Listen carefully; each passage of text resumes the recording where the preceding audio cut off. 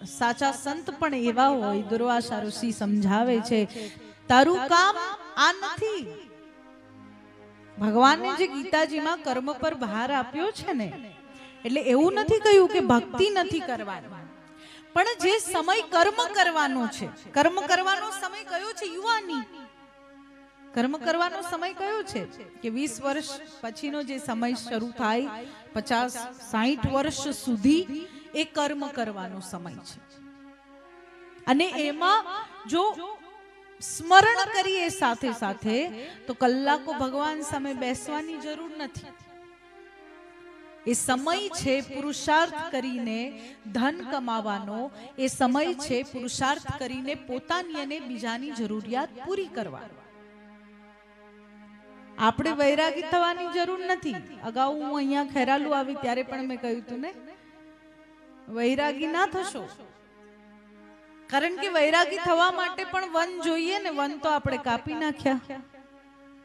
જંગલ જોઈએ ને વૈરાગી થઈને જવા માટે, તો જંગલ તો આપણે ક્યાંય કાપી નાખ્યા. એટલે ત્યાં તો જઈને બેસાય એમ છે નહીં.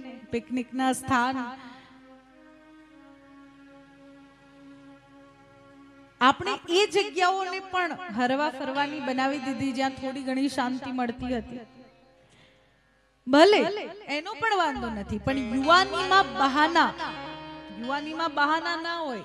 કામ નથી મળતું, આ નથી થતું, તે નથી થતું, અહીંયા આ નથી, અહીંયા તે નથી.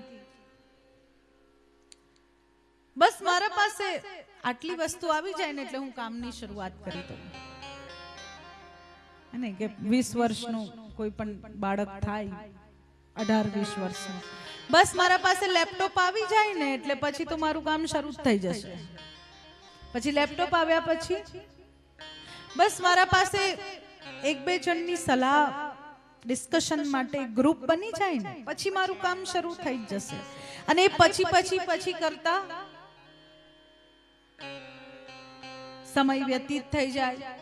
પછી એ પસ્તાવો કયો, મારે તો આ કરવું હતું પણ કઈ કારણસર હું ના કરી શકી, કે હું ના કરી શક્યો. મહેનત કરી હતી, જો કરી હતી તો કંઈક તો કર્યું હશે. પર્સનલ નુકસાન થયું હોય કદાચ, પણ કંઈક શીખવા તો મળ્યું જ હોય જો મહેનત કરી હોય તો. ને મહેનત ના કરી હોય તો કંઈક તો જોઈએ ને ટોપલો ઢોળવા માટે, કે આ કારણે મારાથી ના થયું, આ કારણે હું કઈ ના કરી શક્યો. પણ યુવાની એના માટે નથી. યુવાની છે પુરુષાર્થ કરવા માટે.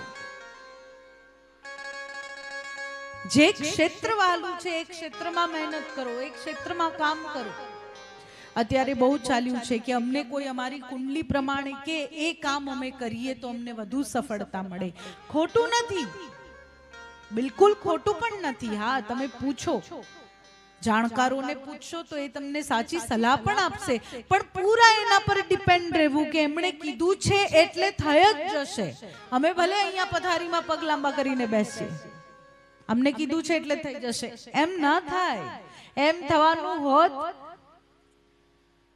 તો સ્વયં શ્રી હરિનારાયણ પૂર્ણ પુરુષોત્તમ, એ પરમાત્મા, જે પરમાત્મા પોતાના આંખના પલકારાથી આ સમગ્ર સંસારનો પ્રલય કરી શકે, આંખના પલકારાથી સમગ્ર સંસારને બનાવી શકે, એ પરમાત્માએ આટલો પુરુષાર્થ ના કર્યો હોત, આટલું કષ્ટ ના ઉઠાવ્યું હોત. પ્રભુ પોતે અહીંયા આવીને આપણને શીખવાડે છે કે પુરુષાર્થ કરો. તો કર્મ એના માટે છે, પણ સમય, ભક્તિ પણ કરવી જરૂરી છે. સમય, તમે સવારે ઉઠીને ભજન કરવા બેસો, યોગ્ય સમય છે.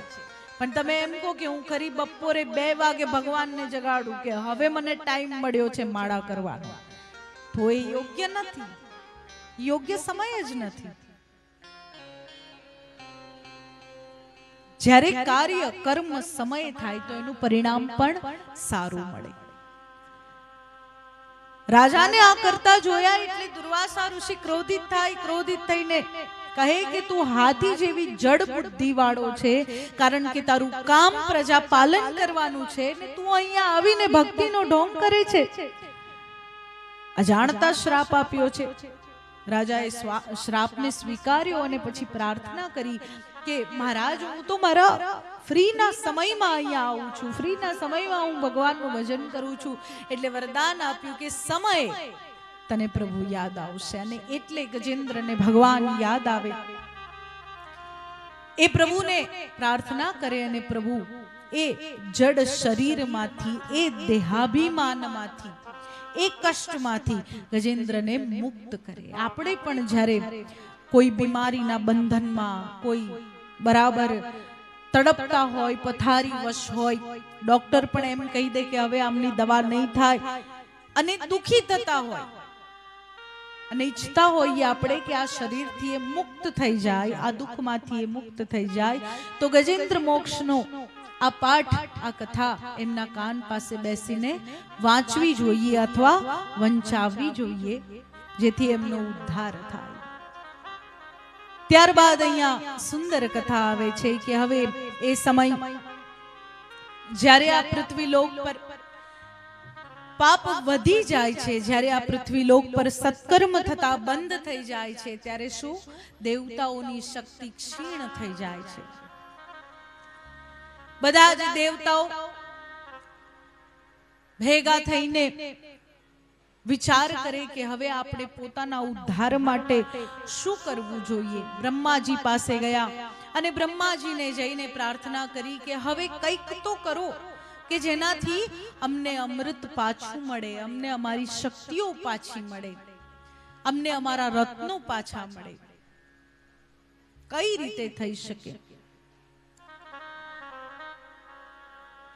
આ ઘટના પહેલા ધ્રુવજીના જ વંશમાં વેન નામના રાજા થઈ ગયા હતા. એક સમય એ હતો ત્યારે સમુદ્રએ, ત્યારે પૃથ્વી દેવીએ સમગ્ર ઔષધિ વગેરે પોતાના પેટાળમાં સમાવી દીધી અને ભગવાને સ્વયં મહારાજ પૃથુનો અવતાર ધારણ કરીને પૃથ્વીનું દોહન કર્યું અને સમગ્ર ઔષધિઓને, સમગ્ર રત્નોને ફરી પાછા બહાર કાઢ્યા. અને આ ફરી એ સમય આવ્યો છે.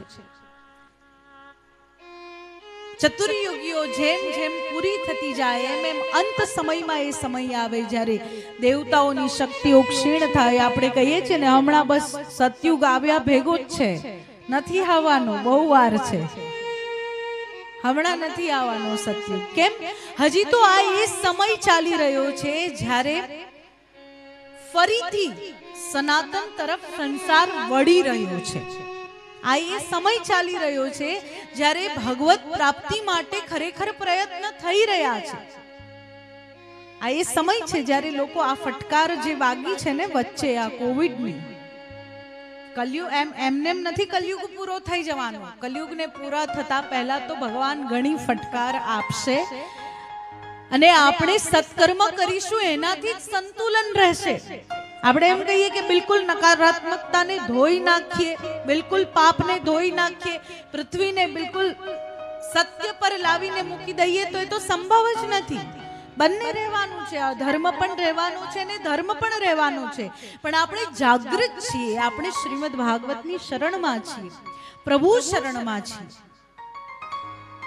એટલે આપણે એ સંતુલન જાળવવાનું છે કે સત્કર્મ થયા કરે, સનાતન ટકીને રહે, પરમાત્માની ભક્તિ હજી પણ આ સંસારમાં રહે, સકારાત્મકતા રહે.